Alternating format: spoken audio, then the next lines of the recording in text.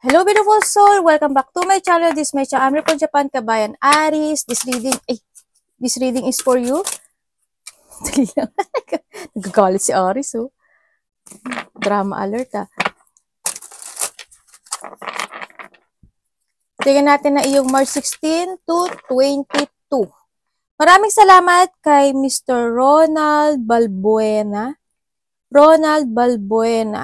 WZ7 letter T at letter T. Always thank you po, sir, sa inyong donation. Tingnan natin. Maraming salamat sa mga nagpa-personal reading at sa mga gusto magpa-personal reading. Nasa baba ng video to, how to contact me. This is a general reading. Magkaiba ang general reading sa personal reading. Kunin mo lang ang sayo at itapon ang hindi sayo. Maaring ito is vice versa. Energy mo, energy ng person mo, energy ng malapit sa puso mo. Belief system. Nangyayari, or mangyayari pa lang. Use your own intuition. Lawakan natin ang ating isipan. Marami kayong energy sa mundong ito. Kaya, kung hindi na magre-resonate at hindi magaganap sa inyo, ibig sabihin hindi mo energy ang ating nakukuha. Para kay Aris,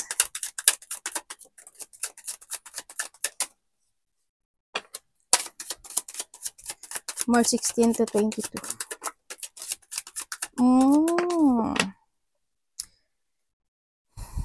There's something. Baka nakakakita ka ng mga repeating numbers, no? Uyo, 060633 social skill. Diba? Iba sa inyo, nasa nasa maraming tao. No, okay. 06, commitment, loyalty, responsibility, truth, love, light, spiritual realm, as in, kayo na bahalang humugot sa English ni ate, growth or solution. Applying honesty and light daily is a fast track to creating a peaceful and meaningful life. Kailangan talaga magkaroon ng commit maari ikaw sa sarili mo, commit to your goal, commit sa ibang tao, or commit ka sa mga situation na kailangan ng pagkakaisa, kailangan ng cooperation, mga ganon. Yan. And then, it's how you find the solution and comfort. Release worries. Okay? By speaking your truth. Kailangan mo talaga tigis magpakatotoo. And expressing emotion regularly. Opened up, for the best is yet to come. Social skill. Ito na yun, yung a growth or creative, no? Creativity. And also the 6 kasi is ito rin yan. Diba? Kung 3, 3, 6 o 6. Ibig sabihin, marami kang 6. You need to keep moving to reach your goal. Hope, optimism, liberation, success, prosperity, excitement, enthusiasm. The problem you have today will eventually disappear. Congratulations! Ito na yon kasi magkakaroon na talaga siya ng goal, no? Growth na siya. And your guardian angel encourage you to maintain a positive outlook on life since your luck may be about to change. Uy, congratulations! Unti-unti nang nagkakaroon ng growth and changes into your life. Kung sa mga aspeto ng buhay mo yan, it is a time to put to use your captivating energy and inspirational personality. Don't let your ego get the best of you. Okay? Congrats ha! Gumaganda na yung takbo ng buhay mo. Maring related to ito kung sa mga aspeto ng buhay mo yan, congratulations. Pero tayong 11, 22, 28, 36. Mag-trust ka sa o commitment. Ha? Tanda mo, nasa sayo to. How you grow is nasa sayo to. Okay? Meron ka pa rin past situation, no? Sa nakita ko sa'yo dito. Nahahata ka pa rin ng mga past situation mo. Nakakommit ka pa rin. Okay, sa nakita ko sa inyo, sa iba sa inyo, is meron ka na daw isang bagay ng paninindigan. Kaso, may ibang dadalawang isip ka. Sabihin, magkakaroon ka pa ng mga multiple choices in life kung anong path ang tatahakin mo. Kaliwa, kanan, ganyan. Or maaring iba sa inyo is magdi-distance ka na. Pero nakita ko to medyo nahihirapan ka ata sa mga decision making mo, no? Sa nakita ko dito. And then also, nahandito pa rin yung desire and action, or may mga sitwasyon pa rin ako na kasi nahahata ka ng nakaraan at ng pagbabago into your life. Ganun na. Nandito si belief system mo. Diba, pinakita ko sa inyo.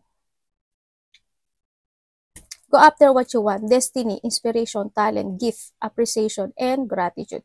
Andito, sa sa'yo yung gift. Kumbaga, you have a gift or andito yung you choose your destination, ano, sa nakita ko dito.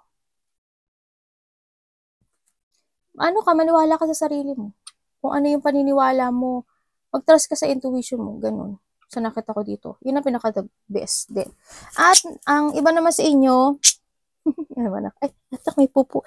Yung iba naman sa inyo is magkakaroon, sana hindi ganun kalaki, no? Magkakaroon ng mga conflict, malaki man o maliit yan, conflict, debate, pag-uusap, kanya may mga sitwasyon na magiging hard para sa'yo, kaya siguro sa pagpili ng landas, ganyan, o destination, o decision making, itong nakikita ko sa iba, ganyan. Sa iba naman sa inyo is makakaramdam ka ng painful, either to a physical, diba, nag-exercise ka, o kaya sa trabaho mo, mananakit yung mga katawan mo, buto-buto mo, o kaya painful with ikaw sa mga pakikipag-usap, commitment, ganyan, any situation. There's a painful, ako nakikita. May tao na mang-aabuso sa'yo, ang nakikita ko dito, I hope, or ikaw mismo, no, baka inaabuso mo rin yung sarili mo, ganyan, na alam mo yun yung mga sitwasyon na, halimbawa, when it comes sa mga abuso, halimbawa, trabaho ka ng trabaho, hindi mo na napopokusan yung health issue mo, ganyan. Kung, paano kung wala kang health issue, tapos magka-health issue ka, diba? Kailangan mo ano rin sa, focus din sa health mo. If ever lang example ko lang ngayon yan. Or may tao na mga abuso sa'yo, or vice versa tayo. And then, nakikita ko rin na magkakaroon ka ng mga pag-aalinlangan sa mga bagay o sitwasyon na aaksyonan mo, ganyan. Nahihirapan kang magparaya. Hindi ko alam in what way. Siguro, iba dito is a love. Maaring sa pagmamahal sa iba, maaring ikaw or someone is nahihirapan na magparaya, ano, sa nakikita ko dito. Maaring handito pa rin talaga si past situation sa nakikita ko dito. Si iba dito is thinking for a separation. Nagkakaroon ng mga burden or you have a duty na kailangan mong gawin o aksyonan. Sana wala naman. May kalungkutan kasi ako nakita and there's a big problem. I hope hindi ganun kalaki yung problem na to na sana naman masolusyonan, no? Sa nakita ko dito. Sana walang nawala. Or maaring may mga naaalala ka pa na tao in the past, maaring namatay na siya, or nagkaroon kayo ng hiwalayan, separation, ganyan, o abandonment, mga ganyan, sa nakita ko dito. At hanggang ngayon, maaring naaalala mo pa yun. Paano mo lang yun sa'yo doon? May mga positivity happen naman sa ibang aspeto ng buhay mo. Kasi nandito naman si social skills, kasi commitment ganyan. May magkakaroon na pagtutulungan. Maaari ikaw, tutulungan mo yung tao na nakakaramdam ng painful o sadness, ganyan. Or ikaw ang tutulungan. Vice versa tayo. So, nakita ko dito. Tingnan natin. Maaari related ka kay Virgo, Libra, Scorpio, and Pisces. Tingnan natin. Energy ni Aries this week. Ano po ang energy ni Aries this week?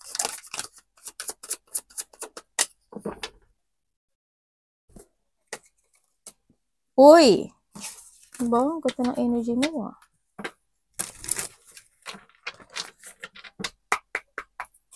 Explain niyo po sa akin. Energy ni Aries.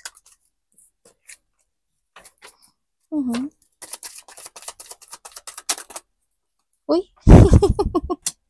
Devil!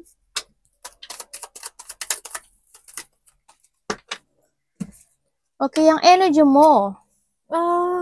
Okay, ang energy mo this week is meron ka daw isang bagay o you have an idea to pursue sa nakita ko ito, pero stuck siya. Stagnant pa siya sa nakita ko dito. Maaring naghahanap ka pa talaga kung tama ba yung, andito talaga si Pat, kung tama ba yung gagawin mo na desisyon na yun sa nakita ko dito.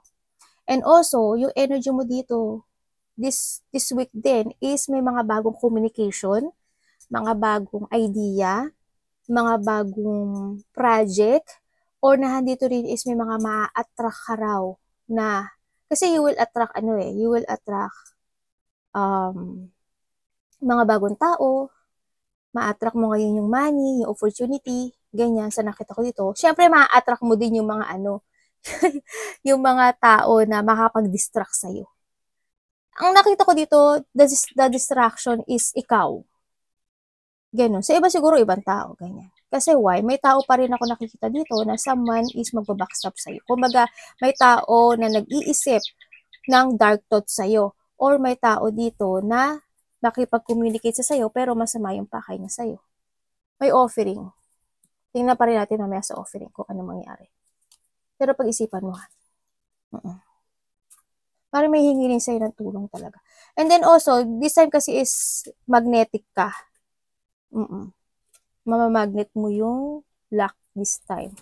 Sa nakita ko dito. Kung ano daw itong, tingnan natin. Ano yung, ano dito?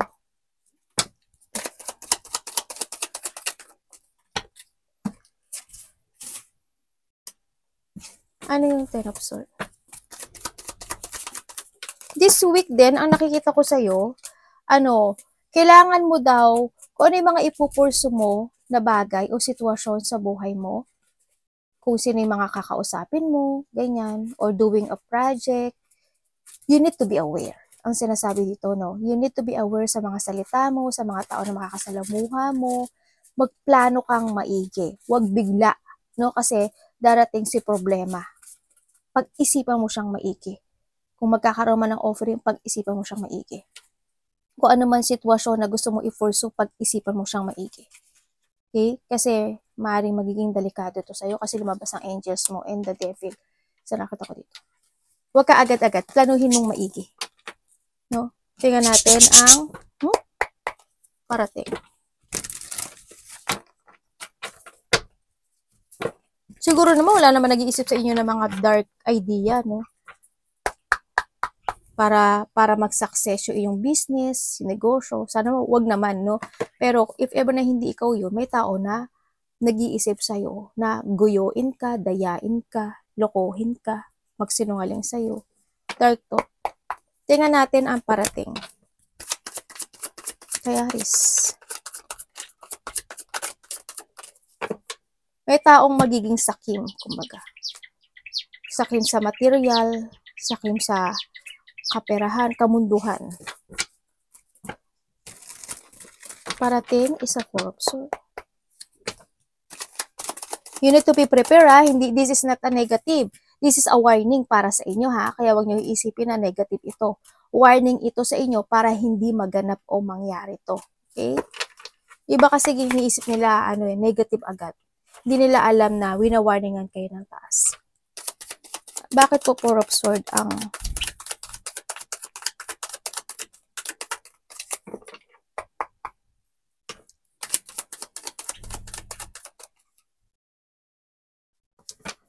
sa nakikita ko rin dito, may tao dito na ayaw kang maging masaya.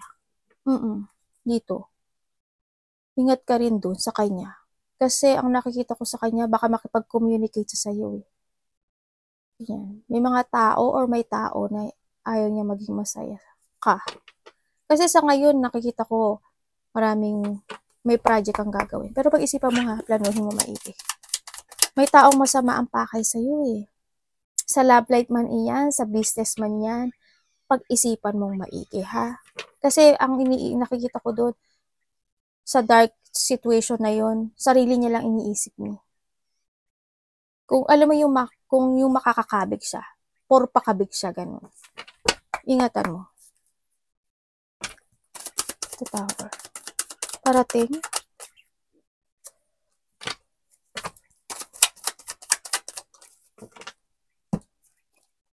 The Wheel of Fortune. Okay, ang parating sa iyo.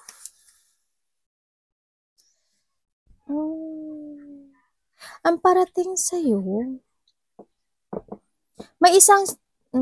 merong isang decision making ako na nakikita sa iyo. Kasi meron ka daw i-let go na isang sitwasyon sa buhay mo. May i-let go ka raw.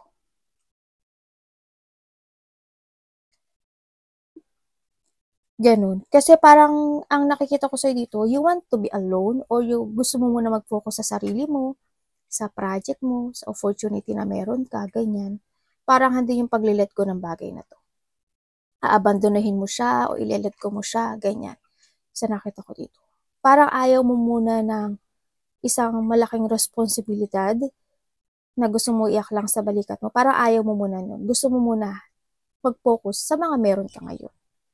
Yun ang nakikita ko. Mailelet ko ka. Magkakaroon ka ng decision making to letin ko. Sa iba naman sa inyo, sa nakikita ko dito, meron tao dito na maaring relax kang makipag-usap sa kanya. Pero ang nakikita ko sa kanya is sarili niya lang iniisip niya. Meron. Relax ka. Nakikita ko yung relaxation mo eh. Pero, ang nakikita ko sa kanya, hindi siya pwedeng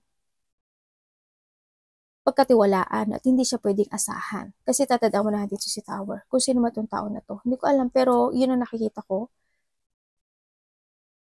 Hindi siya magiging good. Tandaan mo dito si Tower tsaka si Wheel of Fortune. Kasi this person is want to be independent lang. Or pang sarili niya lang. Pero sana napapansin mo siya, no?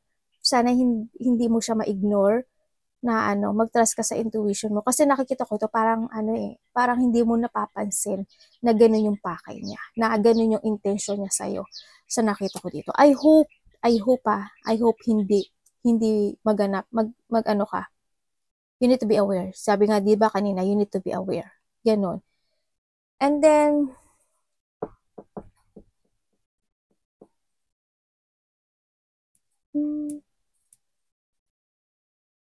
yun na nakita ko, there's a decision making. Para sa decision making.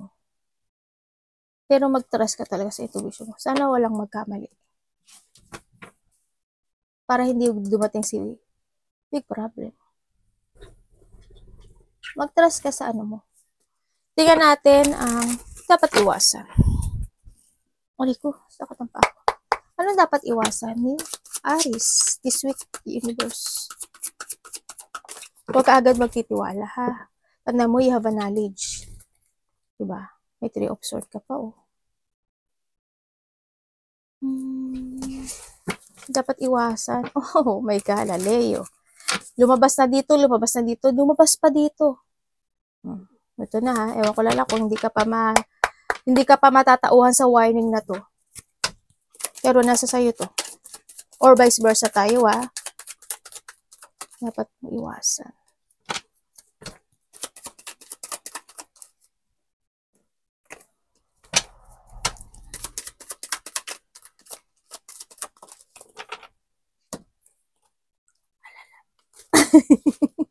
Para akong tanga. Alam mo yung bulong ko nakakabuisit. Okay, iwasan mo daw. Iwasan mo daw yung hindi magsalita. Kung alam mong nararamdaman mo at nagwo-worry ka at alam mo na ayaw mo, magsalita ka. Yun. Sabihin mo yung nararamdaman mo, sabihin mo yung gusto mong mangyari, ganyan sa nakita ko dito. Iwasan mo rin ang isang sitwasyon na, kuhanin mo lang sa'yo doon ha, iwasan mo din yung isang sitwasyon na, alam mo yung pinaglalabanan mo yung nararamdaman mo. Iwasan mo yun. Halimbawa, gusto ko nang maging masaya, ganyan, pero hindi pa. Ganyan. Kasi may kailangan pa akong gawin, may kailangan pa akong aksyonan, desisyonan. Kumbaga, kailangan ko munang i-release yung sarili ko dito, kailangan ko munang kumbaga, i-remove yung sarili ko dito, ganyan. Iwasan mo yun daw, no? Yung pinaglalabanan mo yung sarili mo, na ikaw rin naman yung nai-stress at nade-depress. Alam mo yun?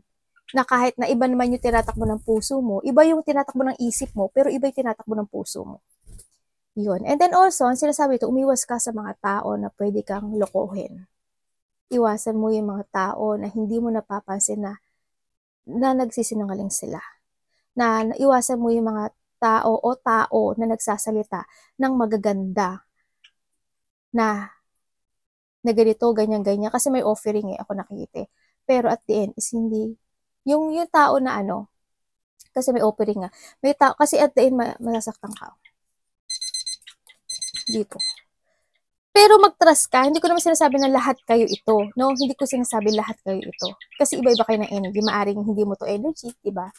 Pero, yun ang sinasabi dito. Kasi, there's a person na nagkakaroon ng panluloko, nagkakaroon ng cheating, may taong sneaky dito.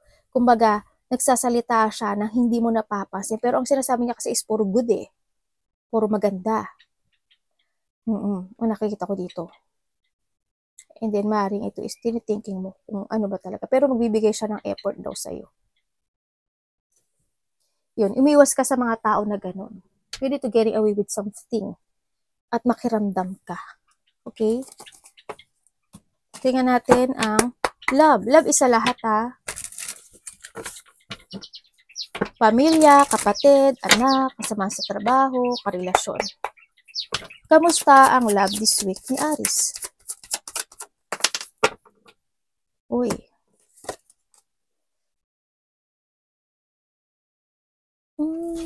Tandaan nyo palagi tayong vice versa. Baka-explain po, universe.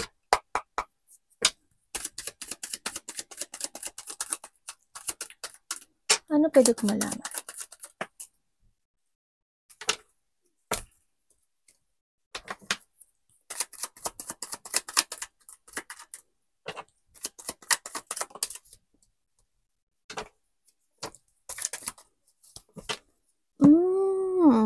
Okay. When it comes to a love,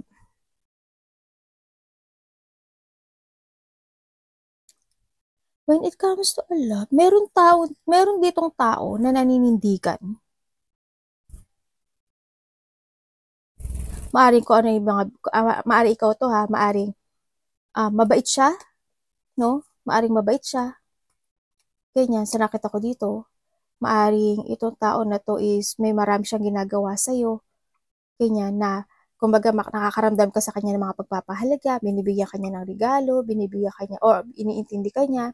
Ganyan, sa nakita ko dito, tao na nararamdaman mo yung paninindigan niya na mahalaga ka sa kanya, importante sa kanya. Pero itong bago siya. Pero itong tao na to is may bad intention sa'yo. Meron. Itong ano bago na to. Kasi nandito si luma eh. May bago at may luma. Ako nakita dito. When it comes to a luma, ang nakita ko dito, they always thinking of you. Or ikaw ito. Ini-illusion ka niya, dinay-daydream ka niya, nag-iisip siya na gusto niya kumonek sa'yo. Or gusto niya magkaroon ng renewal sa inyong dalawa. At gusto niya humingi ng sorry. Pero, ang nakikita ko sa kanya, napanghinaan siya ng loob. Kasi maaring you put boundaries or handin yung sitwasyon na maaring ikaw is busy at siya is busy din. Maaring hindi kayo nagkakatugma ng plano, no? Sa nakita ko ito. Pero mag-ingat ka, mamili ka kung sino yung pipiliin mo, bago o luma. Yun. Trust to your intuition. Huwag ka magmadali.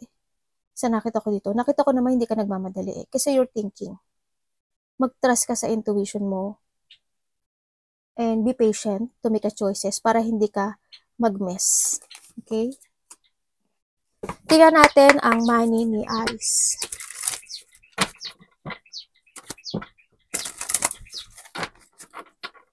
This week magkano yung money mo? Sabi niya, sorry.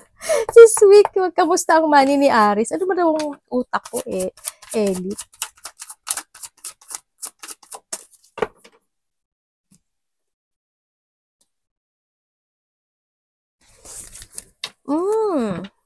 May movement.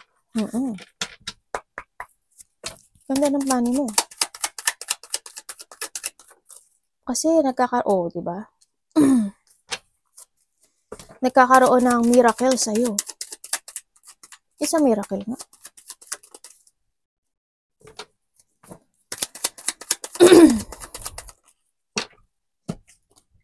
Aba, dalawa yung magician mo. Diba? Sa ngayon, yung money mo nagkakaroon ng transformation. nagkakaroon siya ng movement actually. May mga miracle happen sa buhay mo na, parang dito ka sa sitwasyon mo na magkakaroon siya ng transformation this time, no? Siguro nandun yung time na nahihirapan ka, pero may mga transformation ako nakikita sa'yo. Kasi nagkakaroon ng movement siya. Look to the future yung pera mo ngayon sa nakita ko dito. It's more on success siya. Kasi you learn no? Andito siguro may mga ilelet ko ka na, ganyan. Sa nakita ko dito. Pero tatandaan mo, the success is always available sa'yo, ha?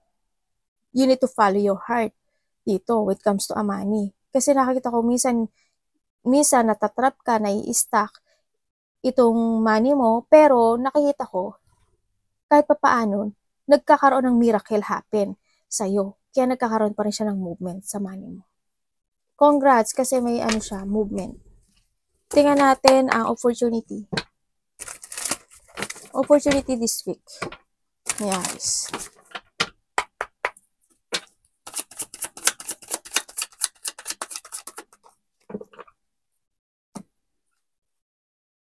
Uy.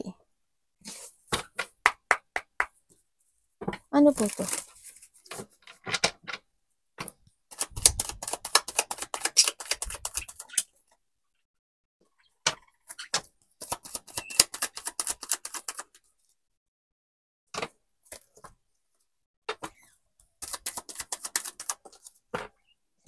Opportunity. Okay.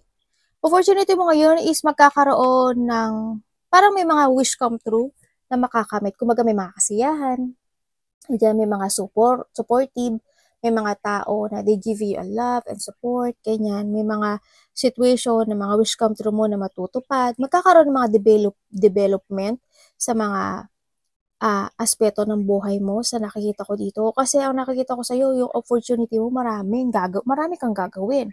Maraming offer, no? Ang nakikita ko sa iyo. Bakit ako nag-oo, no? Maraming opportunity na nakahain, no? Or may mga idea ka na ihahain, ganyan. Or maaring may mga pag-aalok, ganyan, sa nakita ko sa iba sa inyo. When it comes to opportunity, may mga wish come true ka na makakamit.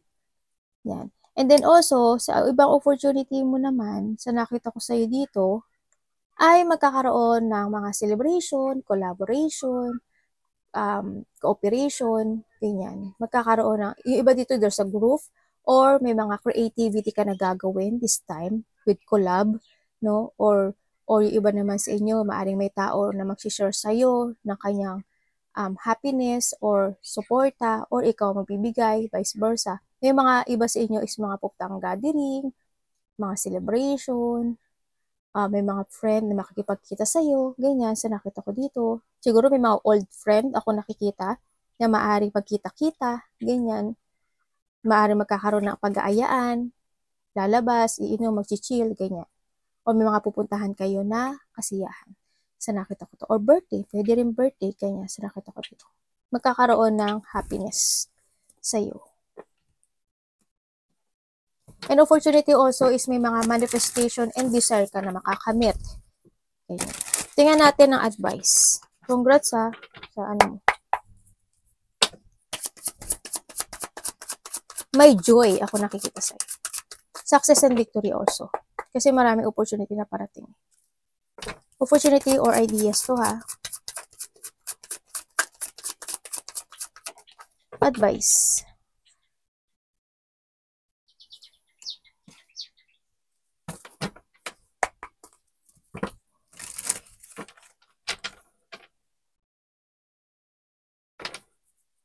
Ano po ang ibig nyo sabihin, universe?